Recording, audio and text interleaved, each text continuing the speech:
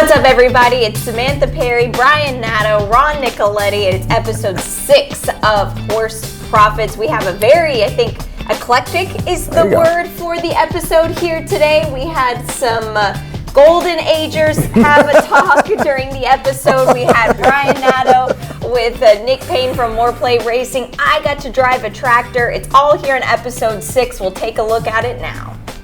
All right, so for episode number 6, we've got a great group of people that we talked to. And Brian, I didn't think that there was somebody almost as old as Ron here, but there is at Gulfstream Park. Ron, tell us about your talk with Jockey Jose Ferrer. Well, Jose Ferrer is 61 years old, and you'll hear it during the episode when we were talking to him. I was going to challenge him to a arm wrestle, but I was afraid that he'd throw me through the wall. The guy's in great shape. What a great story. 41 years of riding, just almost 5,000 victories. So, he was fun to talk to, and let's see what he had to say. My pleasure to be here with Jockey Jose Ferrer. He's we're going to call him one of the wonder men of horse racing. He's been around forever. We're friends for years and years. We know each other. And Jose, you started in 1982, was it? Yes, sir. So tell us how you started. My uncle, I told him I want to come to Jersey. I want to become a rider, and he brought me here. He brought me here. It was great. To New Jersey in 1982. I came in 1982. I loved, I ended up falling in love with the state, with the track. I ended up riding my first horse there. Ended up winning my first race in the Meadowlands of 1982. 4,826 wins. Is your goal 5,000? That was my goal. The goal? I'm going to try to make it in that. I just keep riding for a little longer. Whatever, I feel great. Whatever the man upstairs, I believe in God always put me here for a reason. I always try to help the kids. Whatever the man say, you done. But right now, I'm going to keep going for a little bit because I feel great. It's really special to me that I didn't know this, I didn't remember this, that you won the George Wolf Award. Yeah. It was that 2018. 2018. That was great. That was a great, especially received a trophy by one of my, guys, my heroes, Lafitte Pinquet Jr. He presented the trophy. It was great to be in California. Never be there before. So to present the trophy and receive the trophy and all the guys, both for me, that was something. That was telling me, I did pretty good job. Me be a fellow rider around me, because that boat, it doesn't matter how many horses, doesn't matter what you do. It's how how popular you are, how you get along, because people, riders both for you. Right. So that was great. Well, now, we're talking about right here in Florida, and you made the decision. It was sort of a family decision. Yes. With your family, with your sons, to be down here. Yes. My decision was based upon my boys. I got my 2 beautiful boys, got a beautiful family now, got a beautiful, gorgeous wife that always help me out. She's always after me, keeping straight, eat good, work out good. She's personal trainer, so you always get after me. About your workout routine, what is it that keeps you in this fantastic shape? I know you work out every day with your wife, you do videos, and what's your morning like? I get up in the morning, have a little coffee in the morning, then I have a nice workout gym in my own garage. Right. You know what I mean? So I do that in the morning, coffee, and then go straight to my, running is everything. You have to dedication. Right. Any kind of sport, business, anything, you have to dedicate yourself. You do it constantly. You have to dedicate yourself every single day to do it. I work out every single day. I don't try to miss a day. Right. One here, I might miss a day, but I end up renting a hotel with a gym, so I end up going there and do my workout. So you have to dedicate and be consistent. You have to be consistent. Whatever you do, business, riding, sport, you have to be consistent. Extremely store work to follow, because a lot of people, they don't follow, they're consistent. You have to dedicate yourself and put your mind into, no matter what it feels. Because sometimes I get up in the morning and say, believe me, I feel, my back ache a little bit. I'm tired. But I'm saying, you know what? I got to get it done. I'm older than you, put it that way. And everybody asks the question to us, when we're going to retire? Yeah. And I know you're saying maybe you'll ride for one more year. Or is it just 5,000? You want to get that 5,000? That's my goal, man. I love this sport. I love what I'm doing. It's such a great sport. To be in top of horses, the drilling is unbelievable. Yeah, you go like, 30 miles an hour behind a couple, 2 horses in the pocket in front. Yeah. That feeling, feed into my body, and that's what keep me going. And I was blessed. My weight, I don't have no problem with my weight. That's important when you're. That's very important to riders. Riders, a lot of they retire because of weight or because of injury. Because you think about it, Ronnie. If you fit, you gotta keep your fit because you're only a minute and 12 seconds on top of the horse. Right. So if you manage to be fit enough for that minute and 20 or minute and a half to be on top of the horse, you could do it for a long time. Right.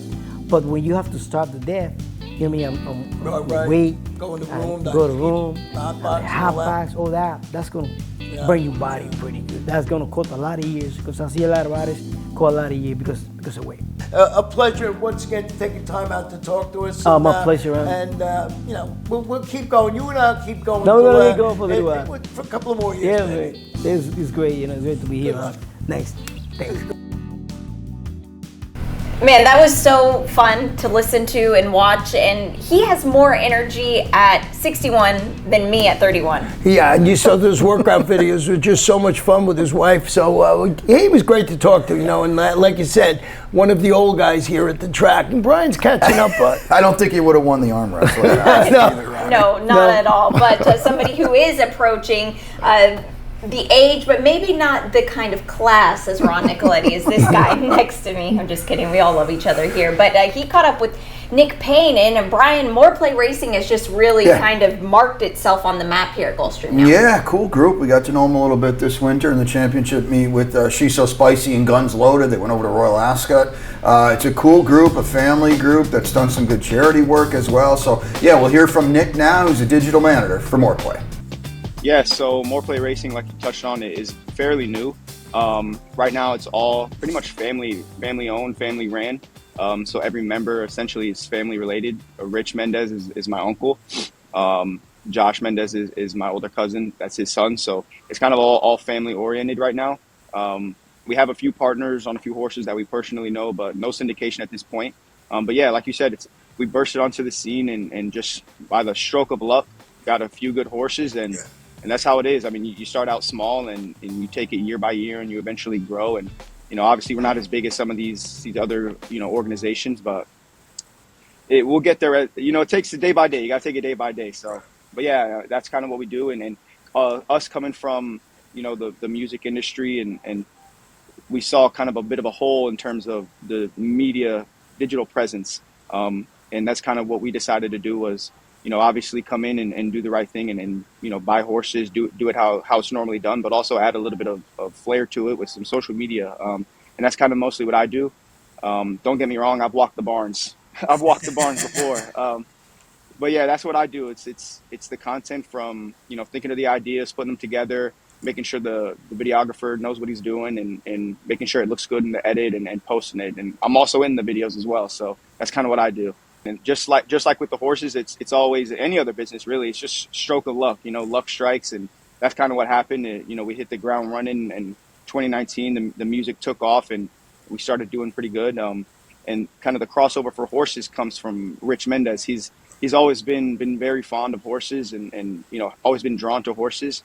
And kind of when the music thing started to slow down here a few years ago, he decided to kind of delve into this industry. He has such a passion for horses, and that's kind of where all of our passion comes from is through him. He's kind of the one that got us started in here, and by being with him, we've kind of learned a bit more, and obviously being at the sales, the auctions, everywhere that you kind of learn more and more every day. So it all kind of starts from him. Rated stakes winners for She's So Spicy. What was that like? Oh wow! I mean, that's electric. I mean, if you're not really into the horse industry, I mean, you don't understand that feeling, but that's such an adrenaline rush. I can't even describe it. It's honestly one of the greatest feelings in the world. That rush you get when you see that horse cross that finish line, it's you can't beat it. And She's So Spicy took you guys to Royal Ascot. That's right. How was that experience? I know she didn't run as well as you all hoped for, but to get over there, yeah. And how was that experience? That was honestly a great experience. Being out there in London, that was my first time over there, and we were super grateful to even be in that race, right? I mean, that was such an amazing experience for us, and luckily, I mean, she didn't do as well, but luckily she came back. She just got back into the work tab yesterday. We gave her a bit of time off, deserved rest, and she's doing great. I mean, she's eating all her food. Her spirits are high, and she did a nice work yesterday, so she's looking really good. We gave her a little bit of time off, and we're pointing her to a Kentucky Downs race. Hopefully the Music City Stakes. That'll be where we take her next. But yeah, she's doing great, and we're super blessed to have her. Looking forward to getting Guns Loaded back too. Oh, 100%. Yes, we're super excited to get him back in there. He won that Mucho Macho Man, like you said. He did great and gave him his time off, and he's slowly starting to get back in there. He's still got to get a little more fit, but we're looking to find him a race here soon, and we're excited to see what he can do when he comes back at full strength. We just started to launch our foundation. It's the Always Dream Foundation, and that's something that we're pretty big on. Coming from humble beginnings, it's always been instilled in us to be able to give back to those in need. And one of the main pillars we have within our foundation is the equine world. So both, equine aftercare and then also the backstretch workers, because, this industry runs through them, and without them, we wouldn't be able to do this. So we're driving it home and making a point to give back to them. So right now we're up in Saratoga doing a few things. We're volunteering with Best, is a group up here that works with the backstretch, volunteering, serving meals. We donated some items that they provide to the backstretch workers, and we're also going to be, giving out benevolence checks to some people in need here as well today. So just trying to do all that we can. Sure. And we're also doing merch. I don't know if you could see I'm wearing some of it right now, but we created some merch, and soon in a few weeks it'll be going live for donations. And in exchange for the donation, all those donations will be going to the aftercare programs to continue to support them and make sure that these animals can have a good transition into the second phase of their life and get the support that they need. Like we said, we've seen you front and center down here at Gulfstream. You guys are almost like your own little traveling Pegasus World Cup kind of day. When you get to the winner's circle, you got the whole group there. You guys have a lot of fun, huh? Oh, yeah, we like to have fun. I think it comes from the music industry, but yeah, we like to have fun. And yeah, it's just, when you get in that winner's circle, it's different. I remember when we were there, it was so many people in that winner's circle. I looked around, I was like, hold on, I don't even know who this is. I think if you want to get involved, it should start by going to the races and experiencing it for yourself, because it's just, there's nothing like it. I mean, actually being there and the atmosphere, it's amazing. I think that, as a whole, for the industry, we should do a bit more to showcase the sport to new people. I think that's something that we can all do a little bit better on, and trying to get new fans in, because when you're actually there and experiencing it, there's quite nothing like it. Yeah, without a doubt. All right, Nick, I want to thank you so much for taking some time. I know you got a lot of stuff going on, busy up there, but thanks for taking some time. Can't wait to see you back down here at Gulfstream Park too. Awesome. Thank you so much, Brian. Well, that was great to hear from Nick. They have such a great fan base in the paddock here, and you cannot miss those silks, can you, Ron? Yeah, and I like Brian saying, ask it. He learned how to say it. He's been practicing that for like 3 weeks now. He has been, yeah. We always thought it was ascot, but they yelled at us, it's ask it, right? So it's ask it, and I hope to see more play, especially throughout the year here and getting into the championship meet at Gulfstream. And on the theme of just some fun stuff happening, I am marking off every single job on the track on my list. I've done it all now.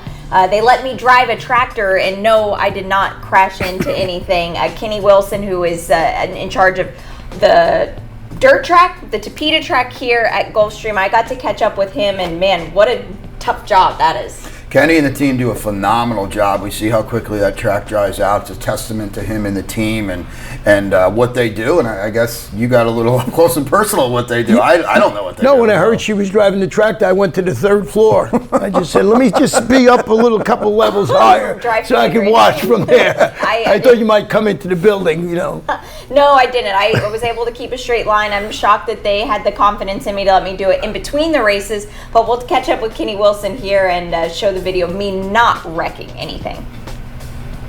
My name's Kenny Wilson. I'm the track superintendent for Gulfstream Park. Started with, actually, my dad rode horses, so he was a jockey for 30 plus years. Didn't care for the horses as much as he did. I was more into the tractors and the trucks and all that stuff, so that kind of came natural to me.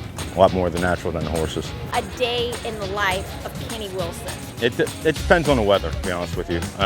If the weather is cooperating, as we've had here the last couple of days, it makes it a whole lot easier, but it's 5:30 start time.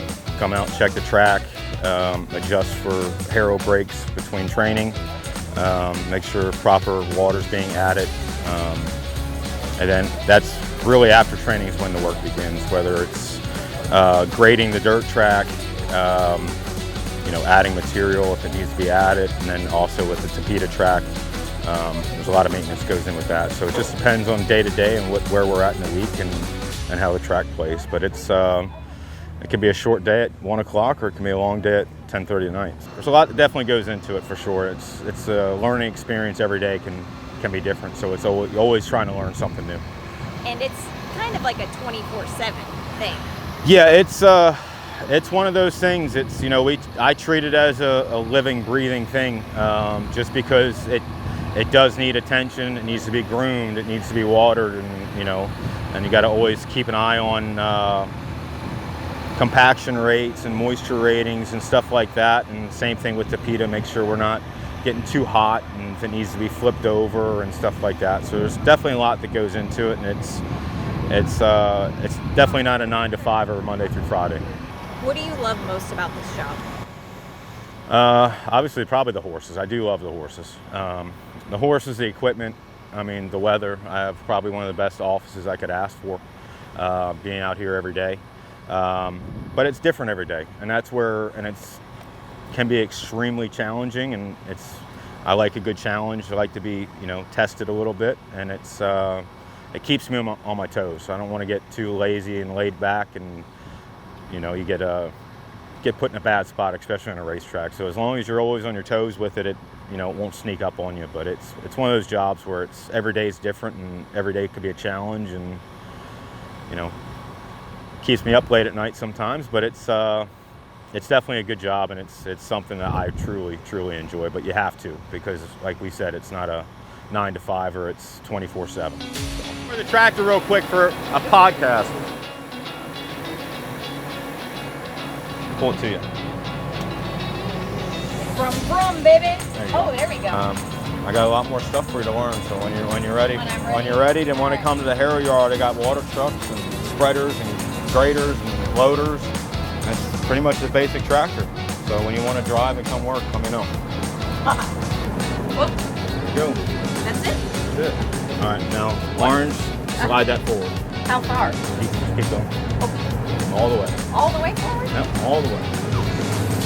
Oh, going fast. So, see that your tire, see that cut line? You want to run that cut line right there. Like right here? Yep. Try and keep it as straight as you can. So if you want to take that hand control and just pull it back just a touch. Yep, pull it back just a touch. Slow down, Sally. There you go. More? That's good right there. Okay. Take a ride on the big red tractor. We can go slow, we can go faster. You want to back it down just a little bit more? Yeah. We got the gains, we got a horse. Try back down a little bit more. What's the craziest thing you found on the track? Oh, we find wallets, money, phones. People lose the earbud. They go, "Oh, I lost the earbud." Oh yeah, like good they're luck gonna find finding an it. AirPod. Yeah. It's worse than a needle in a haystack. Yeah. And pop back over to the middle, throttle back up. Natural. Wow. We're just in the middle? Yep. That's it? We don't have anything coming out right now, so we'll go right up the middle. Cool.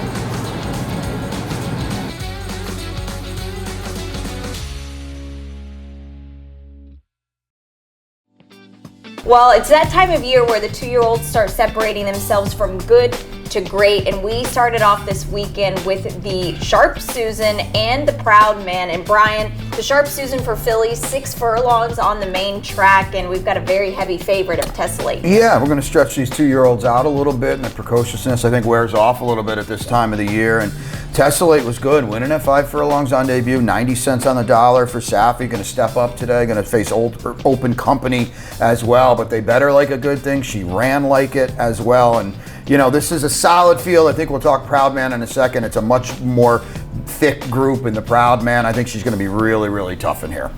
You like somebody else in the race, Ron? Yeah, I do. I actually like victory music, and they're coming out of a really good race at Churchill. Produced a trio of next out winners from 6 starters, and just taking a little bit of a shot with that horse. Looks a little slow on paper, but I like the fact that it comes out of a race, that has some proven quality to it. So we'll see how it runs, but I'm going to use Desolate on my ticket too. And then for the males, because we do ladies first around here, and the males in race 10, the Proud Man at 6 furlongs on the main track as well. And we've got a real Italian to pronounce the favorite in this race. Discatete, right? And that like means 17. And you got to do it with the finger like that. Trained by Patrick Bean Cohn. Has anybody been better than Patrick Bean Cohn with 2-year-olds anywhere? Winning everywhere, winning stakes races on the turf at Ellis Park. The barn has just been going great guns pretty much for, I don't know, about 4 months now, and he's just got a slew of 2-year-olds that are all live, Squire included in here. Yeah, all over the country too. Oh yeah, absolutely. Like Brian said, at Ellis Park, and then here as well. The horses like Layabout won this past weekend in a stakes race here. So this is going to be exciting because I think Squire is much better on the grass, but maybe we'll see if he runs here. Brian, who is the favorite in that race? Yeah, it's probably, we kind of heard that maybe Squire's not going to run and he's going to hold out. So I think Patrick's other horse is going to be the favorite. Capernaum ran so well on debut for Jack Sisterson. I think he had no idea what he was doing in his debut, Son of Charlatan. So he's going to stretch out now too. I think he's a very, very dangerous commodity, and Wine Candy really improved in his second start for Mikey H. So there's a lot going on here, and I think a lot of different ways you could go in the Proud Man. Yeah, I'm sorry. I think you were right that this one's much more wide open than the 8th race. Yeah, absolutely. And I think that sometimes you can't really trust these colts. No doubt. Yeah. And just a quick shout out to Trelawney, the homebred for Jose Pinchin, who's a half to Atomically, who blitzed through the Stallion Series a few years ago. Yeah, won the My Dear Girl $400,000 race there. So certainly can run well in there. On the theme of 2-year-olds, we saw a absolutely ground-shaking performance from Mythical at Saratoga over the past weekend. And man, what a filly she is for the Arundel barn. 3 for 3, unbeaten, untested. We had the pleasure of seeing her win on debut right here at Gulfstream Park, and she's on to bigger and better things now. Won the Adirondack, ran a second faster than Ewing ran the day later in the Saratoga Special. That's big time stuff, and I know she is. We still haven't seen all of the 2-year-olds at Saratoga, but she's going to take some beating in the 7 furlong Grade 1 Spinaway, to be sure. She looked like she was just cruising to the wire in that race. You know, she turned for home, and you thought they challenged her a bit, but they really didn't. So she ran well. And congratulations, I think 4 to 5. Right? Yeah, and it was good to see Michelle Jaramillo go up there and ration out her speed. That was pretty cool too. Yeah, it was a lot of fun, and it's just very cool to see these horses that were right behind us at Gulfstream Park right here, and then go on to do big and better things. So very excited to see where her path takes her. She's certainly going to take those connections on a mythical journey. Looking ahead here at Gulfstream Park, the championship meet is on the precipice here. Of course, headlining the championship meet is the Pegasus World Cup, and we had a great partnership with Glorious Goodwood this season, Brian, with some qualifiers getting an automatic entry into the Pegasus World Cup turf races. Yeah, we kind of started in January with the winners of our races qualifying over there to Goodwood, and then this week they ran it back, and the Nassau and the Sussex, 2 very historic Group 1 races over there on their festival, and the winners are going to get automatic qualifying berths into the Pegasus Filly and Mare turf and the Pegasus World Cup turf. And the Nassau was won by Whirl, kind of a funky race if you go back and watch the whole thing, but boy, at the end she was really, really good in those historic famed colors of Michael Tabor. I think back at Thunder Gulch, back when you were rolling pretty good here in 1995, winning the Florida Derby for the late D. Wayne Lucas. So those silks have stood the test of time, and he's got another really, really brilliant filly. Yeah, it was foggy out, it was raining, and the horse in the stretch, as you mentioned, just drew clear, and it just kept going, and ridden by Ryan Moore. So it was a very impressive performance by that horse. An interesting start, too, as you kind of alluded to. A rainstorm came. There was lightning, there was thunder. They were not able to use the starting gate. They had to do a run-up start or a flag start. So it was very interesting, but just kind of cool to watch, and she's going to be really fun to watch grow and develop as the time goes on. And Ron, kind of I don't want to call him a local here, but a jockey that we got to know a couple of seasons ago during the championship meet, Richard Kingscote, won on Karat. Yeah, he won a karate. I heard him afterwards, and he was talking about the tactics they were going to use, and he used them perfectly. They didn't want the lead, but didn't want to be too far off, and he ran, and he was a big price winning that race. I think, 150 to 1? 61 to 1 in America with the punters over there, 150 to 1. He was kind of the perceived rabbit for some, more famed horses in the stablemate, and he blew it up 150 to 1. Historic upset. Carl Spackler, our buddy, didn't run. No. Over there. Didn't run much at all. I kept waiting different from class over there. I kept waiting from the close, and that did not happen. Now, to be fair, they did buy him to run in Australia's, Right. Group 1 races later in the year, but Royal Ascot and Goodwood did not fare too well for your old buddy Carl, who we saw here on debut. Ascot, yeah. It was a lot of fun to see just those type of really high-class grass racing horses over there at Glorious Goodwood, a really fun festival. Hey, we should take a trip out there someday. I would be all in for that. I'm game. Yeah, maybe we should do that one of these days. Send us as the Gulfstream Park representatives. And talking about the green grass, just an absolute legend around here for the turf racing, the late Christophe Clement, and we pay homage to him during the championship meet. Yeah, it was the passing of Christophe Clement and Dwayne Lucas, two legendary horsemen, and have won so many great races over the years. And we got to know Christophe very well here. Won his first career graded stakes win in 1992 at Gulfstream Park, and he was a fixture in those long-distance marathon graded stakes races that we have, including the La Proviente, which is now going to be renamed next winter at the championship meet to Christophe Clement. He won it 6 times, won it in 2022 for the last time, and I think that's pretty cool. Yeah, absolutely. Yeah. If they're going to name one race after, that was absolutely right, because he was sort of like, oh, he's in, check, he wins. Yeah. And, so we'll see. I think it's great. And Dwayne Lucas, of course, out in California. Yeah, you're a lot younger, so you probably don't even remember. Dwayne was a staple at Santa Anita for years and years and years. Won the Santa Monica 6 times, and that's what's going to be renamed the Dwayne Lucas Stakes, and I think that's pretty cool as well. Just 2 legendary horsemen that we lost this year.